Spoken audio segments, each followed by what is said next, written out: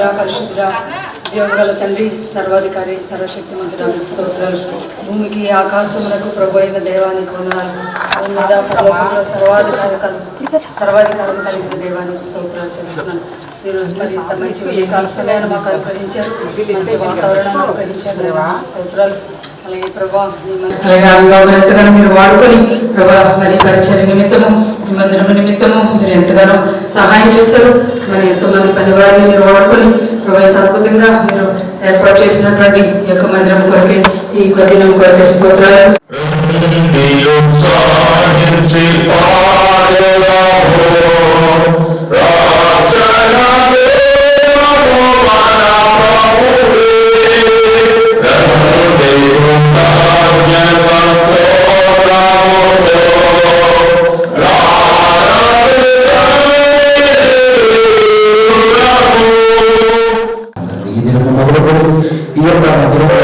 వాక్యానుసారమైన ఆరాధన జరుగుతూ అందరికీ ఆదరణకరంగా మేలుకరంగా ఉంటుందని నమ్ముతుందని ప్రభువు ప్రార్థిస్తూ ఉన్నాను తండ్రి.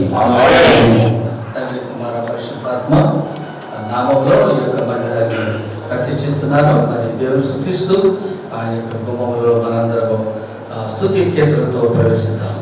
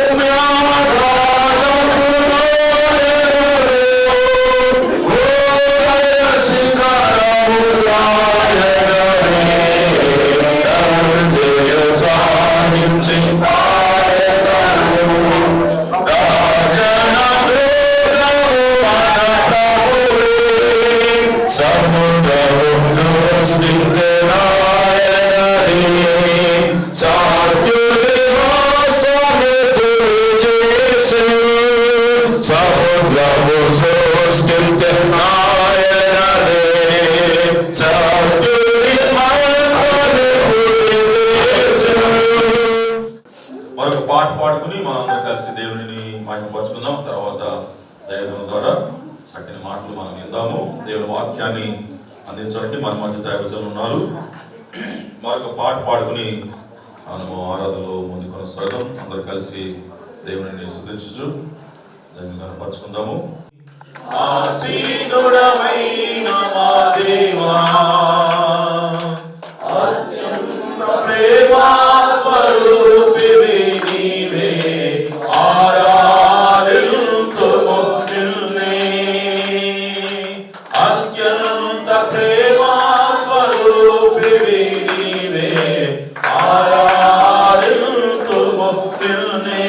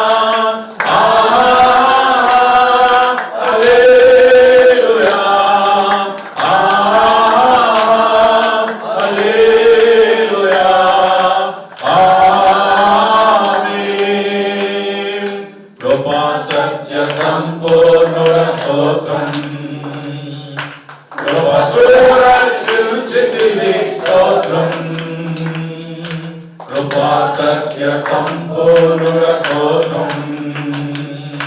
కృపతో రక్షించితివి స్తోత్రం. నీ రక్తమిచ్చి విమోచించినావే నా రక్షణకర్త స్తోత్రం. నీ రక్తమిచ్చి విమోచించినావే నా రక్షణకర్త స్తోత్రం.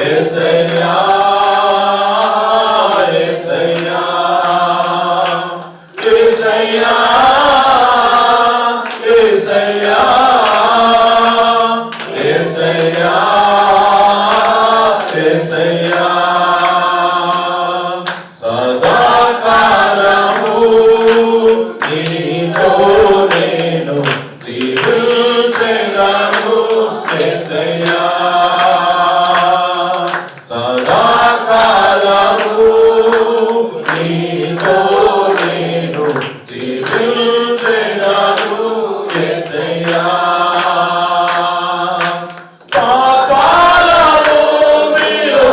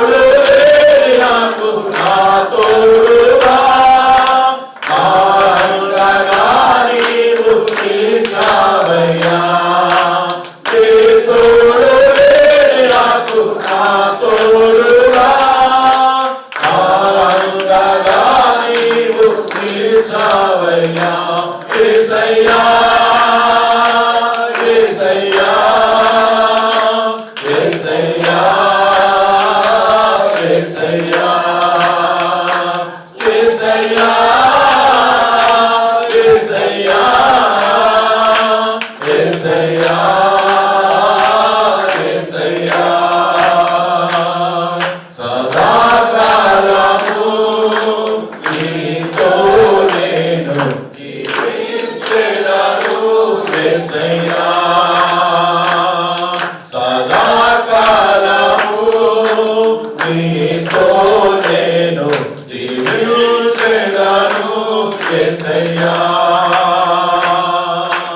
నీ వాత్సల్యమును నాపై చూపించి నీ సాక్షిగా నన్ను నిలిపావయ్యా నీ వాత్సల్యమును నాపై చూపించి నీ సాక్షిగా నన్ను నిలిపావయ్యా ఆశ్చర్య కార్యములు ఎన్నో చేసి నీ పాత్రగా నన్ను మలిచావయ్యా ఆశ్చర్య కార్యములు ఎన్నో చేసి నీ పాత్రగా నన్ను మలిచావయ్యా యేసయ్యా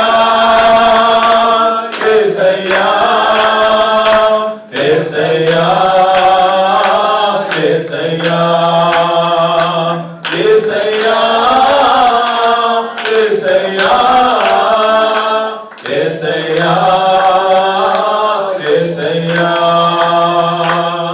సదాకాలము నీతో నేను జీవించెదను యేసయ్యా సదాకాలము నీతో నేను జీవించెదను యేసయ్యా యేసయ్యా యేసయ్యా యేసయ్యా యేసయ్యా యేసయ్యా యేసయ్యా యేసయ్యా యేసయ్యా అందరూ కలిసి 100వ కీర్తన కలిసి చదువుకుందాము. సమస్త దేశములారా యెహోవాకు ఉత్సాహధ్వని చేయుడి, సంతోషముతో యెహోవాను సేవించుడి, ఉత్సాహగానము చేయుచు ఆయన సన్నిధికి రండి.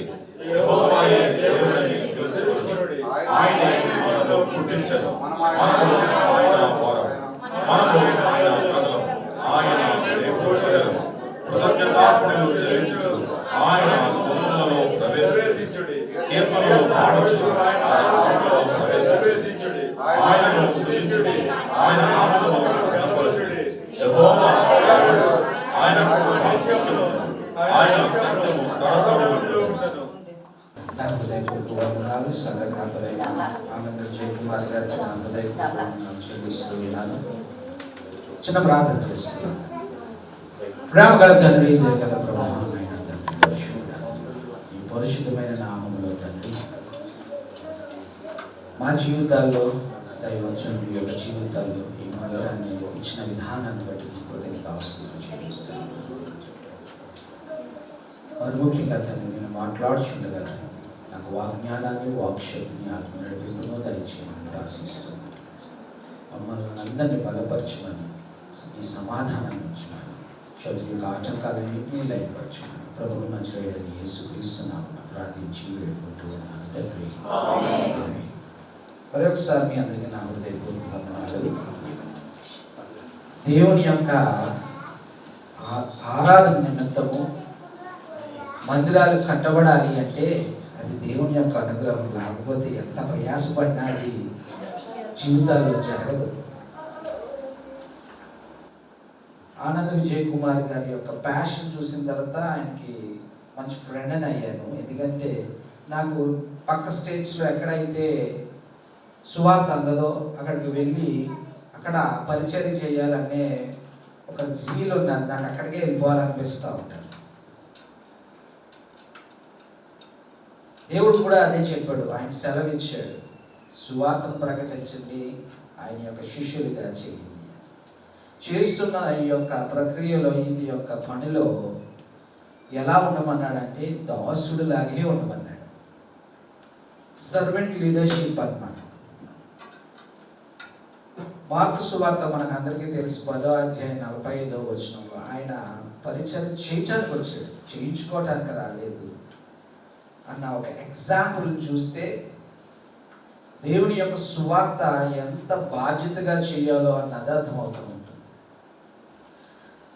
మనము 1 పేతురు పత్రిక 5వ అధ్యాయము 1 నుంచి 4 వచనాలు చూస్తే పేతురు గారు చక్కగా మాట్లాడుతూ ఉంటాడు. ఏం మాట్లాడాడంటే పేతురు గారు, మీలో ఒకడిని నేను దేవుని యొక్క శ్రమలు చూసిన వాడిని, దానికి సాక్షిని నేను అంటున్నాడు. యేసు ప్రభువు వారు సర్వాధికారి అయిన దేవుడు, నిరంతరము స్తోత్రాలు.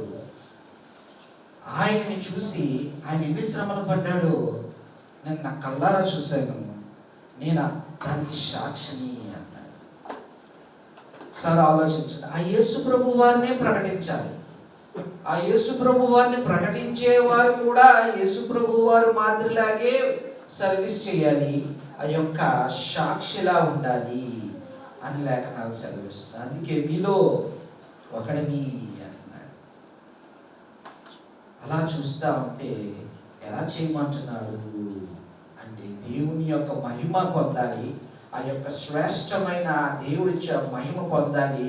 ఆయన వచ్చే తరుణం చాలా సమీపముగా ఉన్నది. ఇటీవలే న్యూస్ చూస్తూ ఉంటే ఏంటి సమయం చాలా వేగంగా గడిచిపోతుందేమో అనుకుంటున్నాను. ఎందుకంటే ఇరాన్ ఇజ్రాయెల్ యుద్ధం చూస్తే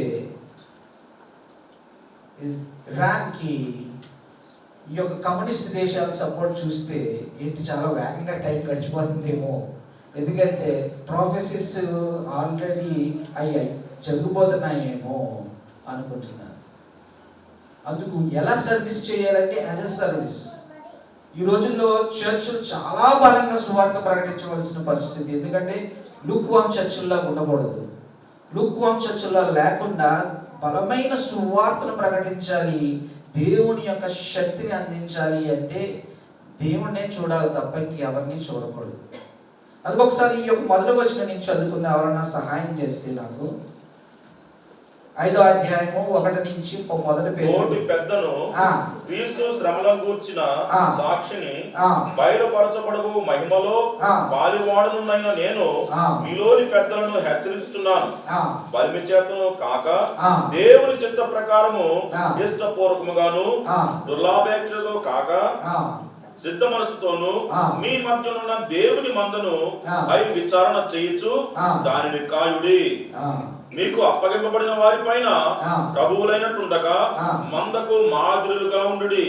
ప్రధాన కాపరి ప్రత్యక్షమైనప్పుడు మీరు వాడబారని మహిమ కిరీటము పొందుదురు. చాలా థాంక్యూ వెరీ మచ్ పాస్టర్ గారు. ఆయన యొక్క ప్రత్యక్షత చాలా మన మధ్య చాలా వేగంగా వస్తుందేమో అనిపిస్తుంది. అందుకు మందకి మాదిరిగా ఉండమన్నాడు. మాదిరి అంటే యేసు ప్రభు గారి యొక్క ఎగ్జాంపులే. ఆయన పరిచర్య చేశారు.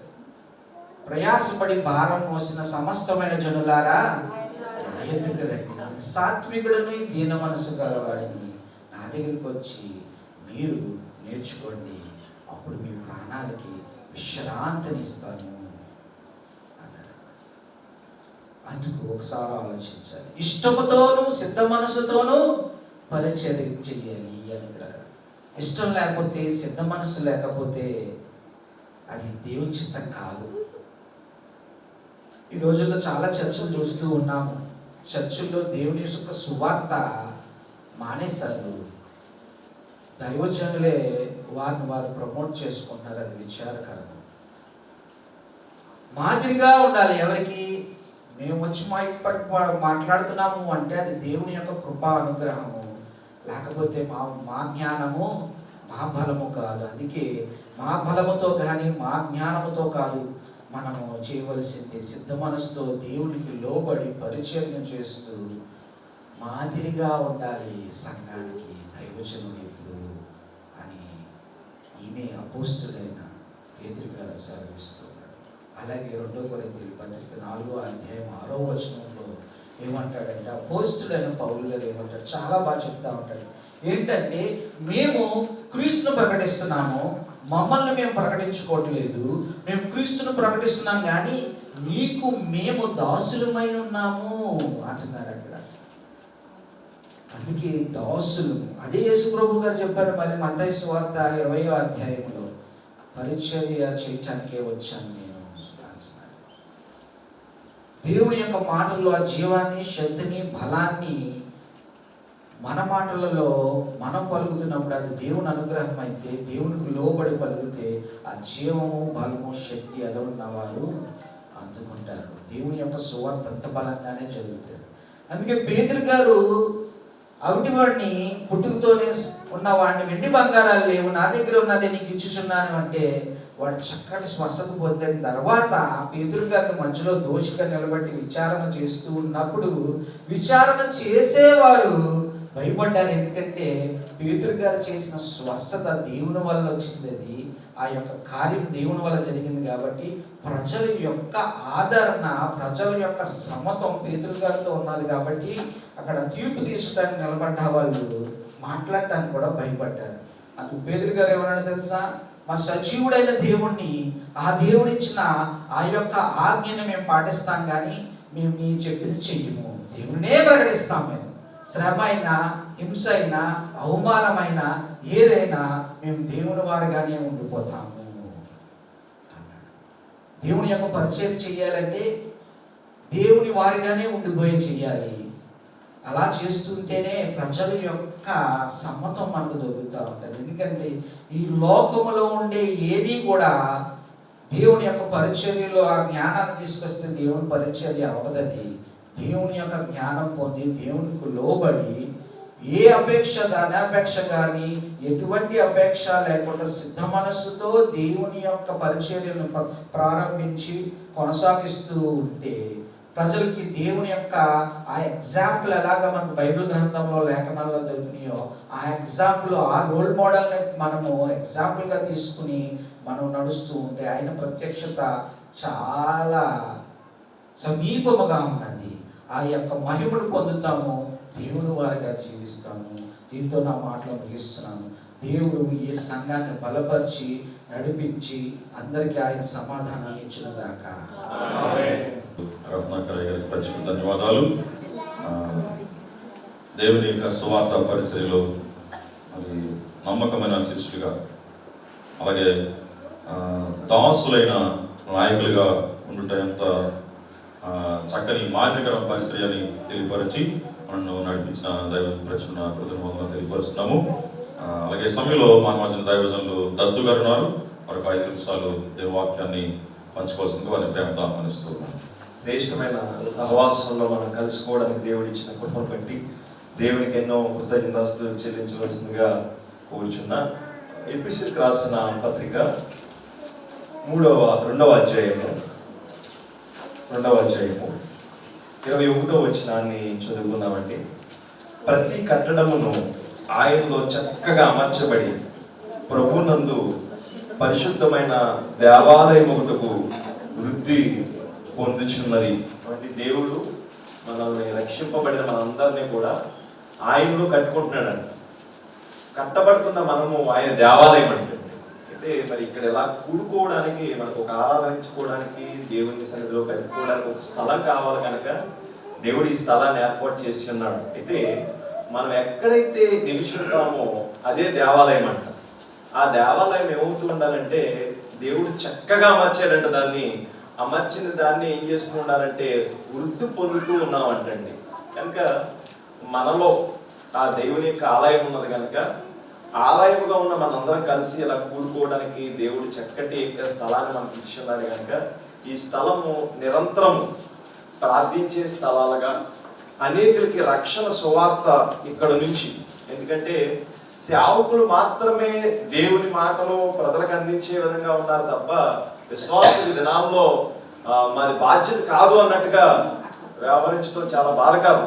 ఏమంటే కనుక ఒక నిమిషం ఇటు చూద్దామండి, అందరూ ఇటు చూద్దాం. కనుక ప్రతి విశ్వాసి దేవునిలో కట్టబడిన వారు, ఆ కట్టబడిన మనము దాన్ని ఏం చేయాలంటే వృద్ధి చేస్తూ ఉండాలంట. ఎలా వృద్ధి చేస్తామంటే ప్రభు గురించిన మరణ పునరుద్ధానం గురించి మనం ప్రజలకు తెలియచేయడం, మన పరిశుద్ధ కలిగిన జీవితాన్ని ప్రజలకు చూపించడంలో దేవుని యొక్క దేవాలయం మన యొక్క దేహము ప్రజలకు కనపడుతూ ఉంటుంది అంటండి. కనుక మరి ఈ దేవాలయము, ఈ మందిరము అనేకులకి ప్రార్థనా మందిరంగా ఉండాలని ఇక్కడున్న విశ్వాసులందరూ కూడా సమస్త జనులకు సువార్తను ప్రకటించేవారుగా, మన పరిసర ప్రాంతాల్లో కొన్ని వేల మంది, లక్షల మంది, పరిసరాల్లోనూ కొన్ని వేల మంది ఉన్నారు. వీరికి ఒక గొప్ప సువార్తను అందించే ప్రజలుగా మనం ఉండాలని దేవుడు మనల్ని ఇందులో కట్టి ఉన్నాడు కనుక, కట్టబడింది పోల్చబడ్డానికి కాదు, కట్టబడింది వృద్ధి అవడానికి కనుక అనేకుల్ని ఈ మందిరంలోకి నడిపించి మరింత ప్రభువు పోలిన జీవితాలను కలిగే వ్యక్తులుగా, తీర్చిదిద్దే వ్యక్తులుగా ఇక్కడ ఉన్న సంఘము, సహవాసము, సేవకులు ఉండాలని మనవి చేసుకుంటూ, దేవుని యొక్క వాక్యాన్ని మన జీవితాల్లో అవలంబించుకుంటూ మన హృదయాలే దేవాలయంగా ఉండును గాక. Thank you. వృద్ధి చెందాలని చక్కని మాటలు తెలియపరిచిన దైవజనులకు వందనాలండి. మరి అలాగనే ఈ సమయంలో మనం వచ్చిన దైవజనులు చార్లెస్ గారు ఉన్నారు. వారు కూడా ఒక 5 నిమిషాలు నేను వాక్యాన్ని అందించాల్సిందిగా వారిని ప్రేమతో ఆహ్వానిస్తూ ఉన్నాను. నామానికి మహిమ కలుగు గాక. మరి దేవాది దేవుడు ఒక చక్కని మందిరాన్ని, దేవుని నామ మహిమార్థంగా మరి చక్కని మందిరాన్ని ఈ ప్రాంతంలో దేవుడు అనుగ్రహించడం ఎంతైనా దేవుడిని కొనియాడడానికి దేవుడిచ్చిన ఒక గొప్ప అవకాశం అని నేను భావిస్తున్నాను. ఈ ప్రాంతంలో మరి అనేక మంది సేవ చేసి ఉండొచ్చు, కానీ వాక్యము కూర్చిన దప్పిక కలిగిన వారు అనేక మంది ఈ దినాన చాలామంది ఉన్నారు. ఆ వాక్యాన్ని అందించే దైవదాసులు తక్కువగా ఉన్నారు నేటి సమాజంలో. కల్పనా కథలు చెప్పేవారు ఉన్నారు, రకరకాల బోధలు చెప్పేవారు ఉన్నారు, కానీ దేవుణ్ణి కూర్చిన వాక్య సత్యములో నడిపించేవారు చాలా తక్కువగా ఉన్నారు. కనుక దేవుడు దాన్ని గుర్తెరిగి ఈ యొక్క కాలనీలో వాక్యము, కేవలం వాక్యము కొరకైన దార్పక కలిగిన వారి కొరకు ఆయన చక్కని మందిరాన్ని అనుగ్రహించాడు. ఈ లెబనోన్ పరిచర్య ద్వారా దేవుడు మనకు ఇచ్చిన ఈ గొప్ప పరిచర్యను ఈ ప్రాంత వారందరూ కూడా వృద్ధి పొందించడానికి దేవుడు ఇచ్చాడని మనం నమ్మి ఆయన పనిలో మనము కూడా పాలిభాగస్తులు ఉండాలని ప్రభుత్వం పేట తెలియజేస్తుంది. దేవుని వాక్యం తెలియజేస్తుంది, ఇది యెహోవా గుమ్మము. ఈ యెహోవా గుమ్మంలో ప్రవేశించిన వారందరూ కూడా 118వ కీర్తనలో చెప్తాడు. 118వ కీర్తన చేద్దాం ఒకసారి చూడండి. యెహోవా గుమ్మంలో ప్రవేశించే వారు అంట ఆయనను, ఇది యెహోవా ఏర్పాటు చేసిన దినము, దీని అందు మనం ఉత్సహించేదము అని చెప్తూ నీతిమంతులు గుడారములు రక్షణ కూర్చున్న ఉత్సాహ సునాదం వినబడుచున్నది. ఈ యొక్క నీతి గుమ్మమైనటువంటి ఈ దేవుని సన్నిధిలో మనము ఏ విధంగా అయితే కూడుకున్నామో, మనము అనేక మందిని నీతిమంతులుగా చేర్చాలంటే, అనేక మందికి మనము ఈ రక్షణను గూర్చిన సునాదాన్ని అనేక మందికి వినిపింపచేయాలి. అది ఒక దైవ సేవకుని బాధ్యతే కాదు. ప్రతి ఒక్కరు కూడా వీధిలో ఎవరైతే బలహీనలు ఉన్నారో, రోగులు ఉన్నారో, సమస్యలతో ఉన్నారో, శోధనతో ఉన్నారో, ఇరుకులతో ఉన్నారో, ఇబ్బందులతో ఉన్నారో, ఆర్థికంగా లేబుతో ఉన్నారో, వారందరికీ వెలుగును చూపించాలంటే ఇది ఒక లైట్ హౌస్గా ఉంటుంది. కనుక ఈ వెలుగును మనం అనేక మందికి పరిచయం చేయాలని మరి ప్రభు నామపేట తెలియజేస్తున్నాను. ఎందుకంటే మనము ఇక్కడ మొదలు పెడితే యెహోవా సన్నిధిలో యెహోవా ఆత్మ సంచారం చేస్తుంది. కనుక మన ఇంటి దగ్గర ఆయన ఆత్మను సంచారం చేయదు. కానీ దేవుని సన్నిధి ఎందుకు ఏర్పాటు చేస్తారంటే ప్రత్యేకంగా ఆయన ఆత్మ ఇక్కడ ఖచ్చితంగా నివాసం ఉంటుంది. ఆయన ప్రజెంటేషన్ ఇక్కడ ఉంటుంది. కనుక యెహోవా ఆత్మ సంచారం చేస్తాడు. ఎక్కడికి వచ్చి ఏది అడిగినా సరే ఆయన నీకు నాకు గొప్ప కార్యాలు చేస్తాడు. కనుక దేవుని సన్నిధిలో మనము ఆయన ఉన్నాడని, ఆయన మనం ఆలకిస్తున్నాడని మనం వచ్చినట్లయితే నిశ్చయంగా మనం మరలా ఆలకించి ఆయన మనకు ప్రతి విధమైన మేలు చేస్తాడు. కనుక మరి ఈ దినాన్న ఎంత చక్కని భాగ్యం మనకు దేవుడు అనుగ్రహించాడు. ఈ ప్రాంతంలో ఎవరికి లేని చక్కని ఏసీ మందిరాన్ని మనకు దేవుడు అనుగ్రహించాడు. మరి సంఘ బిడ్డలు కూడా దాని వరకు ఎంతో ప్రోత్సహించారు. దైవదాసులు కూడా ఎంతగానో ప్రయాసపడ్డారు. పెద్దయ్య గారు అందరూ కూడా ఇదంతా కూడా ఇది యెహోవా చేసిన కార్యం. కనుక యెహోవా చేసిన కార్యాన్ని బట్టి మనందరం కూడా ఉత్సహించడానికి దేవుడు ఈ దినాన్ని మనకి ఈ సుదినాన్ని అనుగ్రహించాడు. కనుక మనందరం కూడా ఇంకా దేవుని పని కొరకు ప్రయాసపడేవారు గాను, దేవుని పనిలో పాలిభాగస్తులు గాను, ఈ ప్రాంతంలో ఈ మందిరం ఇచ్చాడంటే ఇది నా బాధ్యత. నేను ఇంకా అనేక మందిని దేవుని సన్నిధికి తోడుకు రావాలి, అనేక మంది బలహీనలు ఉన్నారు వారిని తోడుకు రావాలనే ఉద్దేశంతో మీకు నేను మనందరం కూడా ప్రయాసపడినట్లయితే అనేక ఈ మందిరం పట్టజాల కింద కూడా కెరసీలు పెట్టి దాని మీద వాక్యం చెప్పేటట్టు అంతగా మనం అభివృద్ధి చేసుకోవాలని నాకు ఆశ, నా కోరిక. ఈ కొద్ది మాటలు మనం దీవించును కాక. మనందరూ కూడా ఈ దేవుని యొక్క మందిరము అనగా దేవుని సంఘము క్షేమాభివృద్ధి కొరకు అందరూ కూడా కలిసి చక్కగా పనిచేయాలని ఇక్కడ మాకు తెలియపరిచిన దైవజన వందనాలు. మరి సంఘంలో మన మధ్యన దైవజనులు మన దగ్గర ఉన్న వారు కూడా ఒక 5 నిమిషాలు దేవుని మాటలు అందించాల్సిన కోరుతున్నాం. ఈ సమయం చేసే వారికి అలాగే స్థానికంగా అద్భుతమైన పరిచయం చేయడానికి దేవుని కృపలో దేవుని అభిషేకంతో నిర్ణయించబడి ఎన్నిక చేయబడినందుకు మన దైవజనులు ఆనంద విజయకుమారి గారికి వెళ్ళిపోయి ఉన్నటువంటి మరి పెద్దలందరికీ దైవజనులందరికీ మీ అందరికీ వందనాలు తెలియజేస్తూ మరి నూతన మందిరంలో మనందరం కూడా ఒక కుటుంబంగా కలిసి నిజంగా ప్రభువును స్తుతించడానికి ఆల్రెడీ మనందరం కూడా వెలిగించబడ్డాం. చాలామంది ఈ చుట్టుపక్కల వారు ఈ ప్రాంతంలో చాలామంది ఇంకా చీకటిలోనే ఉన్నారు. దేవుని బిడ్డలారా ఆశ్చర్యమైన వెలుగులోనికి మనం నడిపించబడ్డాం. మరి చాలామంది చీకట్లో ఉన్నారు. వాళ్ళ సంగతి ఏంటి? వాడి గురించి కూడా ఎవరు ఆలోచించారు? ఎంత ప్రయాసపడి మందిరం కట్టిన దైవజనులకే పట్టిందా ఈ బాధ? ఈరోజు దేవుని ఎదుట ఒక రోజు నిలబడే ఒక రోజు ఉంటుంది. దేవుడు మనందరినీ ఆయన అడుగుతాడు. కనుక పిల్లలు రక్షించబడిన మనందరం, వెలిగించబడిన మనందరం కూడా అనేకులు నశించిపోతున్నటువంటి వారిని, చీకటిలో ఉన్న వారిని, శాపములో ఉన్న వారిని, అజ్ఞానంలో ఉన్న వారిని మనందరం కూడా ప్రార్థన చేస్తూ దేవుని బిడ్డలారా మరి ఆ ప్రార్థన చేస్తూ ఆ ప్రార్థన పూర్వకంగా అనేకుల్ని దేవుని మాటలు చెప్పి మన చర్చ పేరు చాలా అద్భుతమైనటువంటి కొన్ని పేర్లు ఉంటాయి. మందిరాలకి స్థిరవరం ఉన్నదానికి ఏవో పేర్లు పెట్టేస్తుంటారు, తోచిన పేర్లు పెట్టేస్తుంటారు. పేరు ఒకటి పన్ను జరుగుతుంటుంది. అక్కడ దేవుడు బిడ్డలారా నిజంగా పేరుకు తగ్గట్లుగా దేవుడు ఈ దినాన్ని మన పరిచయను దేవుడు నడిపిస్తున్నాడు. దేవుడికి మహిమ కలుగునుగాక. లెబానోను గాస్పల్ యొక్క చర్చ్, గాస్పల్ సువార్త ఖచ్చితంగా ఉండాలి. బిడ్డలు ఒక మాట చెప్పిన వెంటనే ముగిస్తాను. మరి 122వ కీర్తనలో భక్తుడు దావీదు అంటుంటాడు, యెహోవా మందిరమునకు వెళ్ళుదుమని చదువు నాతో అడిగినప్పుడు నేను సంతోషించింది అంటున్నాడు. చూసారా అమ్మ, ఆ భక్తుడిలో ఉన్నటువంటి సంతోషం దేని గురించి? లోక సంబంధమైనది కాదు, భౌతికమైనది కాదు, కానీ నిజంగా దేవుని యొక్క మందిరం పట్ల, దేవుని సన్నిధి పట్ల ఆ వార్త, ఆ మాట వినబడగానే, తన చెవులో పడగానే నిజంగా ఆయన అంటున్నాడు, నేను చాలా సంతోషిస్తున్నాను. ఎందుకంటే 16వ కీర్తన 11వ వచనంలో మనం చూస్తున్నప్పుడు దేవాని సన్నిధిని సంపూర్ణమైన, ఎందుకు దావీదు భక్తుడు సంతోషిస్తున్నాడంటే దేవుని సన్నిధిలో సగం సంతోషం కాదు, సగం కాదండి. ఏమంటే సంతోషమే సగం భావమని లోకంలో రాయబడిన మాటలు మనం చూస్తున్నాం.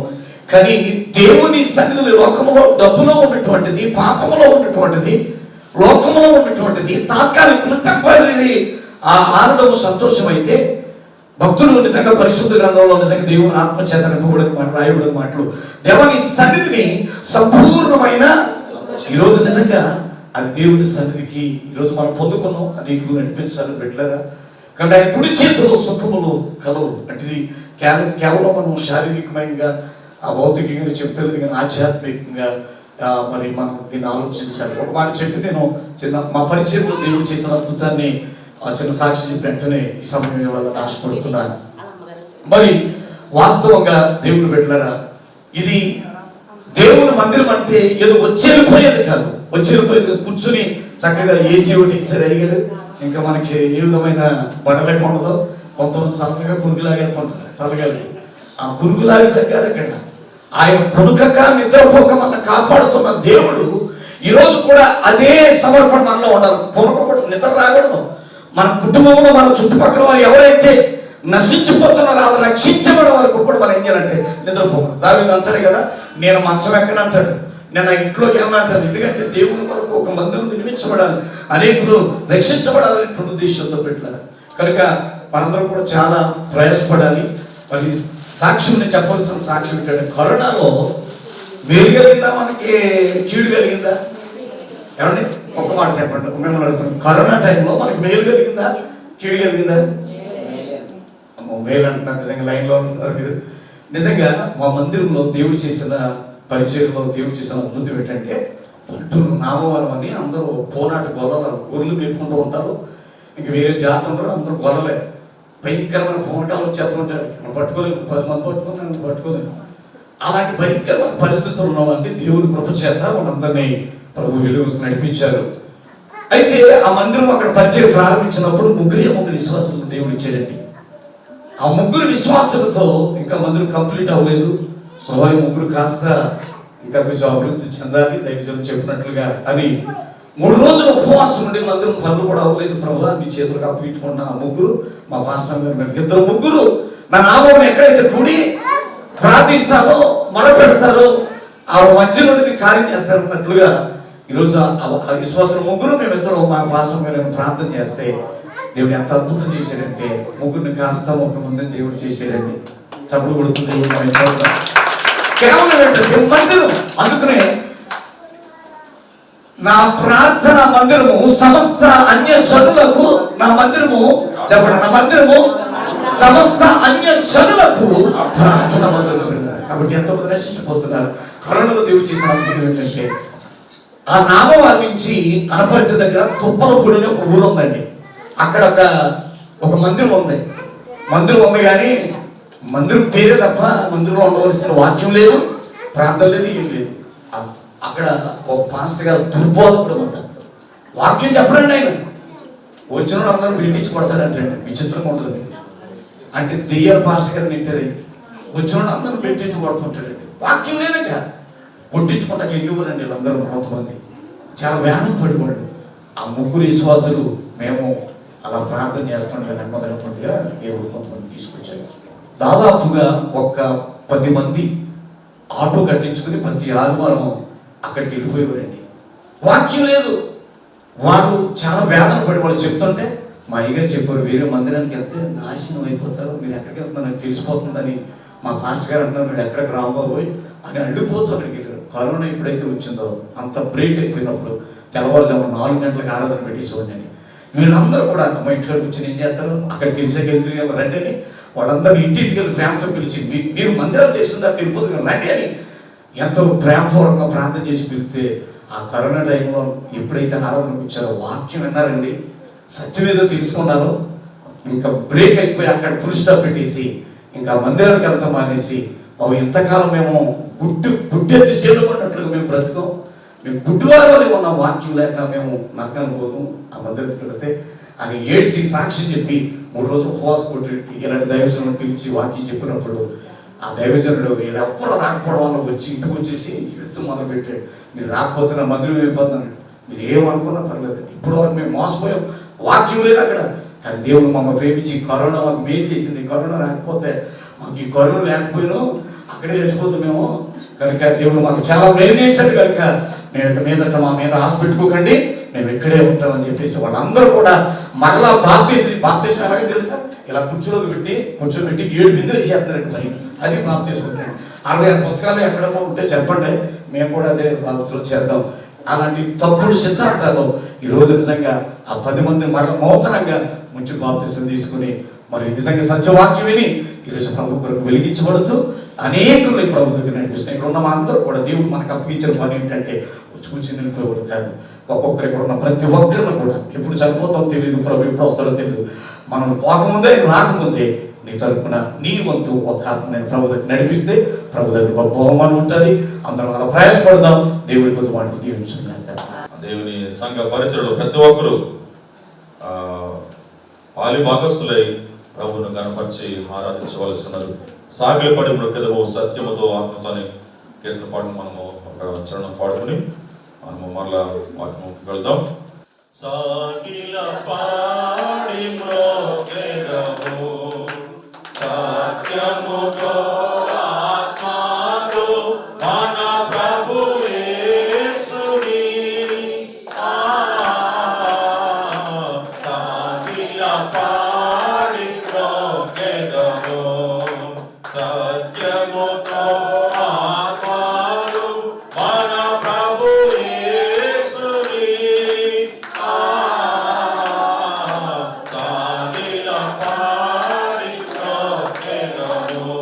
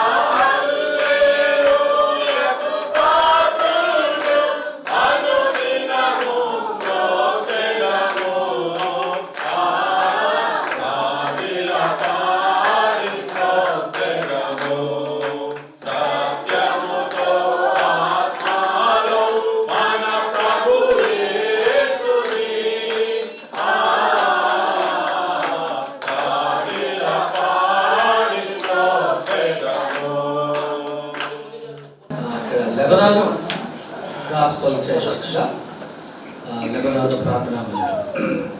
లెబనాన్ అంటే ఎంతమంది తెలుసో నాకు తెలియదు కానీ లెబనాన్ అంటే మీరు ఎంతమంది తెలుసు అండి చేతులు కన్నా లెబనాన్ అంటే దాని భావన ఏంటంటే యాక్చువల్గా ఆ పేరు ఎందుకు వచ్చిందనంటే లెబనాన్ అనేది లెబనాన్ ప్రాంతం ఉన్నది అనగా పెరికియా రాష్ట్రం అంటే మనకి యోగయ రాష్ట్రం తెలుసు, ఇదుమయ గల్లియా సమరియా తర్వాత గల్లియా తర్వాత పైన ఉండేది పెనికయ అంటే మధ్యధరా సముద్రానికి బోర్డర్లో ఉంటాయి అన్నమాట ఈ ఊర్లు. సారిపోతే విన్నారా? మరి ఆ బోర్డర్ అక్కడ సారిపోతే ఒకటి, దానిపైన సీదోను, తర్వాత కింద భాగంలో తూరు మధ్యలో ఉంటుంది. ఇదంతా లెబనాన్ ప్రాంతం, ప్రభువారు తిరిగిన స్థలం అన్నమాట. తర్వాత ఈ ప్రాంతం అంతా లెబనాన్ ఎందుకు పేరు వచ్చిందని అంటే అక్కడ పర్వత ప్రాంతం అంతా కూడా మంచుతో ఎప్పుడు కప్పబడి ఉంటుంది. అంటే పశ్చిమ లెబనాను, తర్వాత తూర్పు వైపున సిరియా అంటే దమస్కం. ఇక్కడ మరి కొంతవరకు ఆ పర్వత శ్రేణి అంతా కూడా లేక పర్వతాలు అప్ అండ్ డౌన్స్ అవన్నీ కూడా ముఖ్యంగా సున్నపు రాయితో మంచుతో కప్పబడి ఉండేది. అదంతా ఎప్పుడు తెల్లగా ఉంటుంది, అందువల్ల దానిని లెబనాన్ అన్నారు. హీబ్రూలో లెబ్ అంటే వైట్ అన్నారు. హీబ్రూ భాషలో మరి లెబ్ అంటే వైట్ అన్నమాట. ఆ ప్రాంతం అంతా కూడా లెబనాను చాలా చక్కగా సౌందర్యము, లెబనాను యొక్క పర్వత శ్రేణులు, లెబనాను యొక్క సేడార్స్ అంటే సరళ గుంజి రానులు చెట్లు, తర్వాత అవి అనేక వృక్షాలు, ముఖ్యంగా అనేక జంతువులకు ఆశ్రయం ఇచ్చాయి. ఆ కొమ్మలలో పక్షులు, తర్వాత చెట్ల క్రింద మృగాలు, తర్వాత బలమైనవి ఉండేవి. అందువలన ప్రవక్తలు దాన్ని ఉచ్చరిస్తూ ఒక మాట మీకు నేను ఆ యొక్క వాక్యాల నుండి మీకు చెప్తాను. హోషేయ 14వ అధ్యాయము ఒకసారి చూడండి. హోషేయ గ్రంథం 14వ అధ్యాయము 5వ వచనము 6వ వచనము 6వ వచనం చదవండి. చెట్టునకు మంచు ఉన్నట్లు నేను అతనికి ఉందును. తామర పుష్పము పెరుగునట్లు అతడు అభివృద్ధి నొందును. లెబానోను పర్వతము, అది ఇక్కడ పేరు చూసారా, లెబానోను పర్వతము దాని వేళ్ళు తన్నునట్లు వారు తమ వేళ్ళు తన్నుదురు. అతని కొమ్మలు అతని కొమ్మలు విశాలముగా పెరుగును. విశాలముగా పెరుగును. ఒలీవ చెట్టునకు కలిగినంత సౌందర్యము ఆ, అతనికి కలుగును. లెబానోనుకున్నంత సువాసన అతనికి ఉండును. చూసారు, ఈ మాటలన్నీ ఒకసారి మనం చక్కగా పరీక్ష చేస్తే అక్కడ మనకు తెలిసే విషయాలు ఏంటంటే లెబనోను గురించిన సంగతులు ఎవరిని ఉద్దేశించి మాట్లాడుతున్నారంటే అతను వారు అంటే ఇశ్రాయేల్ ప్రజలు, వారి గురించి ఆయన మాట్లాడుతూ వాళ్ళు అలా ఉంటారని. తర్వాత లెబనానుతో పోలుస్తూ లెబనాను అనేది అనేకులకి ఆశ్రయముగా ఉన్నట్లు, లేక మరి పక్షులకి ఏంటి, అలాగే జంతువులకి ఏంటి, తర్వాత సంపద ఇచ్చేది అనమాట, రిసోర్సెస్. దేవాలయం కట్టినప్పుడు అనగా యెరూషలేములో సొలొమోను గారు కట్టినప్పుడు దానికి కావలసిన సామాగ్రి, ముఖ్యంగా కలపంతా కూడా అక్కడి నుంచే లెబనాన్ ప్రాంతం నుండే మధ్యధరా సముద్రం తెప్పలు కట్టి వారందరూ తీసుకుని వచ్చి అక్కడ మరి గొప్ప మందిని ఏర్పాటు చేశారు. అది లెబనాన్ అంటే. అయితే మరి అది భౌతికపరమైనది. అయితే ఆత్మీయంగా మనం చూస్తే పరిశుద్ధత అనగా లెబనాన్. ఈ పేరు ఎవరు పెట్టారో తెలుసా అండి? ఇక్కడ ఈ లెబనాన్ పేరు నేను పెట్టలేదు. మీరు అనుకుంటున్నారా? నేను పెట్టలేదు, రాజకారు కూడా పెట్టలేదు. మరి ఎవరు పెట్టారు? ఒక సహోదరి పెంచింది. మీకు అర్థమవుతుందా? ఆమె కూడా దైవజనురాలే. వారి కుటుంబాలు కూడా దైవజనులుగా సేవ చేశారు. ఆమె లెబనాను ప్రార్థనా మందిరం అని పేరు పెట్టారు. అవి లేరు, ప్రభు దగ్గర ఉన్నారు. ఆ లెబనాను ప్రార్థన ఫస్ట్ ఎంటర్ అయింది నేనే. ఆ తర్వాత బేతేల్ అని ఉండేది, అది వాళ్ళు చేసుకుంటున్నారు సేవా పరిచర్య. ఈ లెబనాన్లో ప్రవేశించింది నేను ఫస్ట్ అనమాట. తర్వాత ఏమైనా చదివినప్పుడు విషయాలని తెలిసింది. ఓకే, లెబనాన్ అంటే ఇది కనుక లెబనాన్ వలె విస్తరించాలి. అది ఏం విస్తరించాలి? సువార్త. అర్థం చెప్పాను మీకు నేను. ఎంతగా విస్తరిస్తున్నానంటే ప్రపంచానికి తనకున్న సంపద అంతా అందించింది. అప్పుడున్న మధ్య ఆసియా అంతా కూడా ఈ లెబనాన్లో ఉన్న అంతటిని తీసుకుని వెళ్ళేవారు. మరి అలాంటి భావం కలిగిన ఈ లెబనాను అనేది పరిచర్య అనగా విస్తరించడం అనేది జరగాలన్నమాట. మరి కొవ్వూరులో ప్రారంభించాము చిన్నగా 11 మందితోటి. ఆ తర్వాత దేవుడు సువార్తను ప్రకటించడం అనేది ముఖ్యంగా ఎంచుకొని తద్వారా మరి ఆ పరిచర్య విస్తరిస్తూ అనేక ప్రాంతాలకు కూడా వెళుతూ, ముఖ్యంగా మరి ఇక్కడ నుండి లెబనాను బస్ స్టాండ్ దగ్గర ఉన్న, మళ్ళీ తర్వాత దొరాయిచెరు వెళ్ళింది, అక్కడి నుంచి మళ్ళీ రాజమండ్రి వెళ్ళింది, అక్కడ నుంచి ఇందిరమ్మ కాలనీ వచ్చింది, అక్కడి నుండి ఇప్పుడు ఇంకా పైకి ఛత్తీస్గఢ్ లేక ఒరిస్సా ప్రాంతాలకు, మరి అలాగే మరి నేనైతే మొత్తం ఆఫ్రికా ఖండంలో ఉన్న చాలా దేశాలు కూడా తిరిగి పరిచర్య చేయటం జరిగింది. ఏంటి వార్త? ఇదే గాస్పల్, ఇంకేం లేదు. ఏంటండి ఇది? గాస్పల్ వర్క్ స్ప్రెడ్ అవ్వాలన్నమాట. ఇక్కడ కూడా స్ప్రెడ్ అవ్వాలి. ఇక్కడ కూడా స్ప్రెడ్ ఏమవ్వాలి అంటే సువార్త స్ప్రెడ్ అవ్వాలి. తర్వాత మందిరములు వాళ్ళు కట్టేసుకుంటారు. ఎవరు కడతారండి మందిరం? ఇక్కడ ఫస్ట్ లేదు కనుక, ఇది మిషన్ ఫీల్డ్ కనుక మేము శ్రద్ధ తీసుకోవాల్సి వచ్చింది. జనరల్గా అయితే మనం విస్తరించే కొలది మనమే బాధ్యత తీసుకోవాలి. ఇక్కడ నుంచి లెబనాన్ ఇంకో ప్లేస్కి వెళ్ళిపోవాలి. అట్లాగా ఇది విస్తరించాలి. లెబనాన్ ఏ విధంగా అయితే విస్తరించిందో, వాటి కొమ్మలు అనేకులకు ఆశ్రయం ఇచ్చిందో, ఏ ఆశ్రయం అని అంటే ఇక్కడ వాక్యమే, ఇక వేరేదేమీ లేదు. అందుకని అక్కడ రాసి వాక్యం మాత్రమే. ఏంటండి? నూనె డబ్బాలు, సీసాలు ఇక్కడ ఉండవు. మీకు అర్థమవుతుందా? అల్లర్లు, అరుపులు, దొరలటాలు, బోర్ల పడటాలు అది కాదు. ఇక్కడ దేవుని వాక్యము ప్రకటించబడాలి, అర్థం చేసుకోవాలి, ప్రజలు నేర్చుకోవాలి. అదే ఉద్దేశంతో ఇక్కడ ఏర్పాటు చేయటం జరిగింది కనుక దీని ఉద్దేశము వాక్య ప్రకటన. ఇక్కడ వచ్చే వారందరూ వాక్యం విని వాక్యం ద్వారా వాళ్ళు అభివృద్ధి అనగా ఆత్మ సంబంధమైనది. భౌతికపరమైనవి అది బయట ఉన్న ఎంతోమంది భౌతికంగా అభివృద్ధి అయిపోతున్నారు. మరి వాళ్ళు ఎలాగ అభివృద్ధి అవుతున్నారు? అది మనకి ఉద్దేశం, అది మనకు గోల్. అంటే మనకు ముందు చూపు అది కాదు. మనది ఏంటంటే సువార్తను ప్రకటించడము, తర్వాత రక్షణ సువార్త. ఏంటనేది రక్షణ సువార్త. ప్రాస్పరిటీ కాదు. ప్రాస్పరిటీ అంటే శ్రేయస్సు.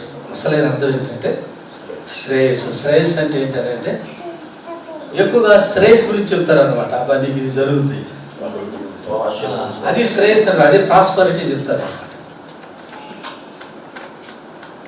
90% ప్రపంచవ్యాప్తంగా ఉంది. ఎంత శాతం అండి? వాళ్ళే బాధకులు. వాక్యం చెప్పేవారు లేదు, శ్రేయస్సు గురించి చెప్తారన్నమాట. శ్రేయస్సు అంటే నీకు క్షేమం కలుగుద్ది, నీకు అభివృద్ధి కలుగుద్ది, నీకు బిడ్డలు పడతారు, నువ్వు అమెరికా వెళ్తావు, నువ్వు పైన ఇల్లు కడతావు, తర్వాత నీవు ఇలా ఉండవు, నువ్వు ఏదో అయిపోతావు నువ్వు అని చెప్పగానే అక్కడ పరిగెత్తారు. వాక్యము వినటానికి లేదు. చాలా ప్రభు అద్భుత కార్యాలు చేస్తున్నాడు. ఏం అద్భుతం? నువ్వు మారలేదు ఇంతవరకు. నీ బతికే మారలేదు, నీ జీవితం మారలేదు, నీ ఆలోచనలు మారలేదు, నీ తలంపులు మారలేదు. అద్భుతాలు చేసేస్తున్నాడు. ఏంటి అద్భుతం? అద్భుతం ఏంటో తెలుసా? నువ్వు మారటమే. అద్భుతం ఏంటో తెలుసా? నీ జీవితము. అదే మేము చెబుతుంది ఇక్కడ. తగ్గిన అన్ని దేవుడు ఇచ్చేస్తాడు. నాకు ఫ్రిడ్జ్ ఇచ్చాడు, నాకు వాషింగ్ మిషన్ ఇచ్చాడు, నాకు ఎల్ఈడి టీవీ లేదు, నాకు అందుకు ఇచ్చాడు పెద్దది 45, సినీ థియేటర్, మినీ థియేటర్. ఇయ్యా నువ్వు చెప్పేది.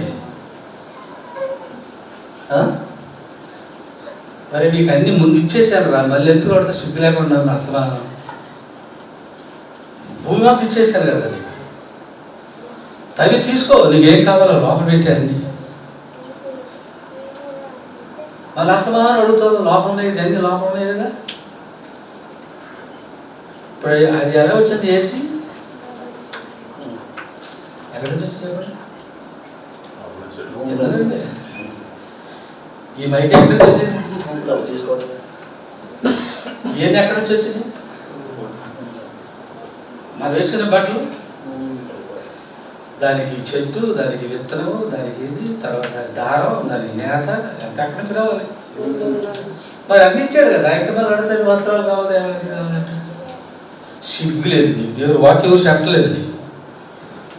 నువ్వు నేర్చుకోవాల్సింది ఏంటంటే జీవించు, బ్రతుకు, దేవుడి కోసం బ్రతుకు, దేవుడిని వాడుకోకు, దేవుడి చేత వాడబడు. డిఫరెన్స్ ఉందండి.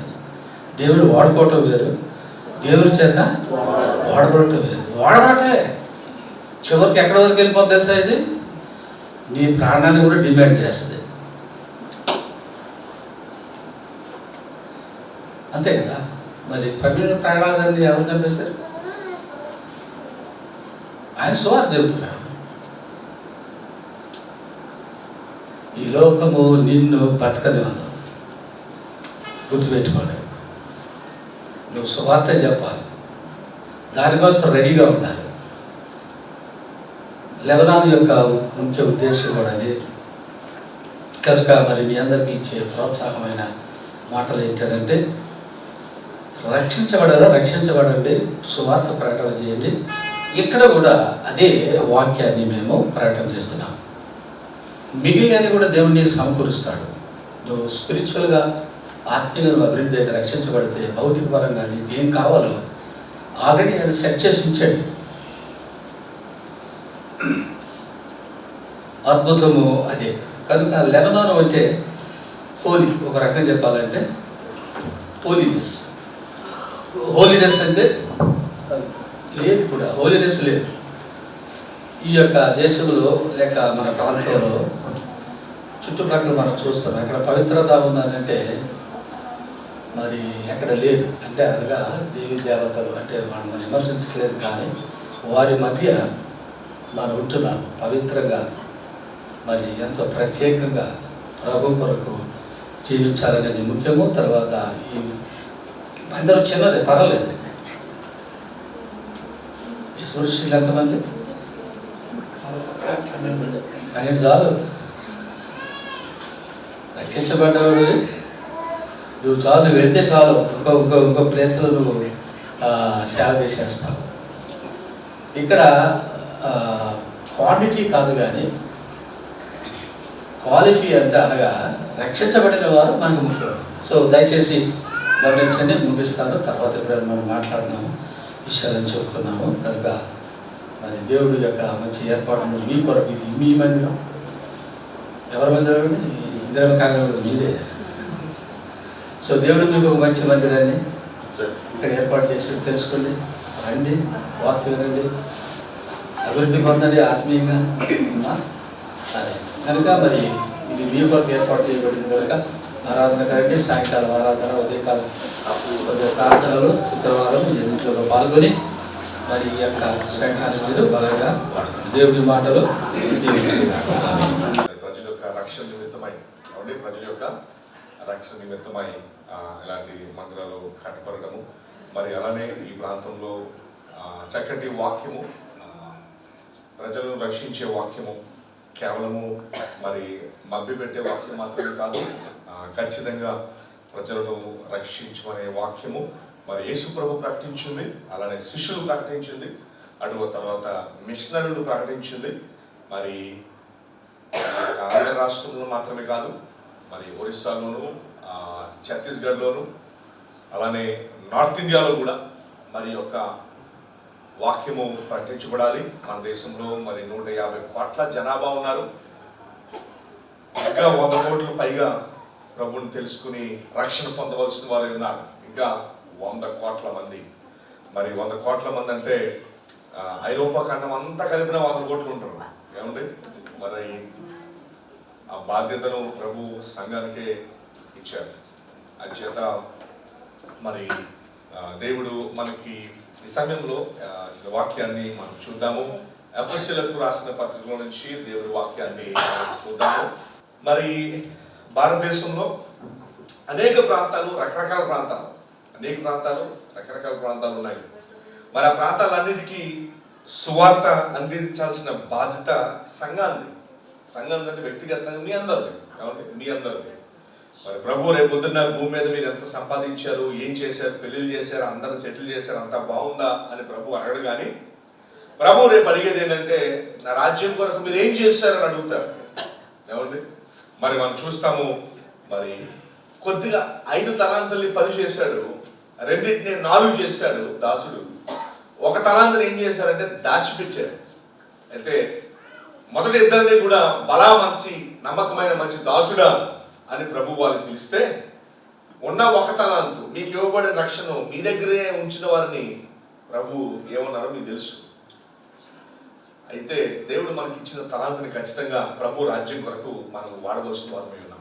మన ఉద్యోగంలో కానివ్వండి, మనం పనిచేసే చోట, వ్యాపారం, ప్రతి చోట కూడా చాలా సందర్భాలు మనం సిగ్గుపడతాం. అమ్మో ఏం చెప్తామనండి అని సిగ్గుపడతాం. ప్రపంచంలో సిగ్గుపడని వార్త ఏదైనా ఉందంటే ఇదే. అందుకనే బైబిల్ ఏం రాశారంటే సువార్త విషయమై మేము సిగ్గుపడే వారము రాయాల్సి వచ్చింది. ఎందుకు రాయాల్సి వచ్చిందంటే ఖచ్చితంగా కొవ్వూరు, ఇంద్రం కాలనీ ఈ ప్రాంతంలో, కొవ్వూరు ప్రాంతంలో ఖచ్చితంగా సువార్త విషయమై సిగ్గుపడేవారు ఉంటారు. ఖచ్చితంగా సిగ్గుపడేవారు. అమ్మో నేను చెబితే ఫోన్ సైలెంట్ లో పెట్టండి. అమ్మో ఖచ్చితంగా సువార్త విషయమై సిగ్గుపడేవారు ఉంటారు. నేను చెబితే వారు ఏమనుకుంటారో, మా ఆఫీసులో, మా పనిచేసే చోట, మేము ఉద్యోగంలో వారు ఏమనుకుంటారో అని ఖచ్చితంగా ఆలోచించే ఈ వాక్యం రాశారు. ఏ వాక్యం అది? సువార్త విషయమై మేము. ఆ వాక్యం ఎందుకు రాయాల్సి వచ్చింది తెలుసండి? పారాసెటమాల్ టాబ్లెట్ ఎందుకు మనకి? ఒకవేళ జ్వరం జబ్బు లేకపోయి ఉంటే డోలో 650 పారాసెటమాల్ ఉండేదా? ఉండేది కాదు కదండి. ఎందుకు వచ్చింది డోలో 650? పోలియోకి మంది ఎందుకు వచ్చింది? కనుకనే వచ్చింది కదా. లోపలికి వచ్చేసి కనుకనే వచ్చింది, అంతే కదండి. లేకపోతే ఇప్పుడు సైకిల్ షాపులు ఎందుకున్నాయి? సైకిల్ కొనేవారు ఉన్నారు కాబట్టి. సువార్త విషయమై మేము సిగ్గుపడేవారు కాము అనే వచ్చిన ఎందుకుంది? సిగ్గుపడేవారు ఉంటారు గనుకనే ఈ మాట రాయాల్సి వచ్చింది. సువార్త విషయమై మేము సిగ్గుపడేవారము కాము అని రాయాల్సి వచ్చింది. అయితే మనము మరి యేసు ప్రభు విషయంలో ఏమాత్రం కూడా అసలు సిగ్గుపడకూడదు. మీకు విషయం తెలిసిందే, పాపం చేయడానికి సిగ్గు ఉండదు. ఎవరన్నా తాగడానికి రమ్మంటే ఫోన్ చేసుకుని పిలుచుకుంటారు. అరే నన్ను పిలవలేదేంట్రా అని పిలుస్తారు. ఆ కేటగిరీలో ఏ పాపాన్ని తీసుకున్నా అసలు ఎవరికి సిగ్గు మొహమాటం జడియో భయం ఏమీ ఉండదు అసలు. కానీ మనిషి హృదయాన్ని మార్చే సువార్తను ప్రకటించడానికి మాత్రం యేసుప్రభు వచ్చి ప్రపంచాన్ని మార్చేసేది.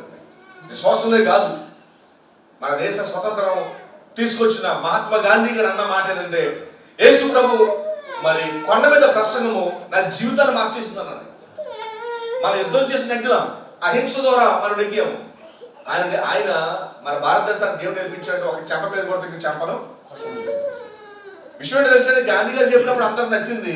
యేసు ప్రభు అది ప్రభు దగ్గర నుంచి నేర్చుకున్నాడని మనం ప్రకటిస్తే మాత్రం అబ్బే సగమే ఒప్పుకోవట్లేదు.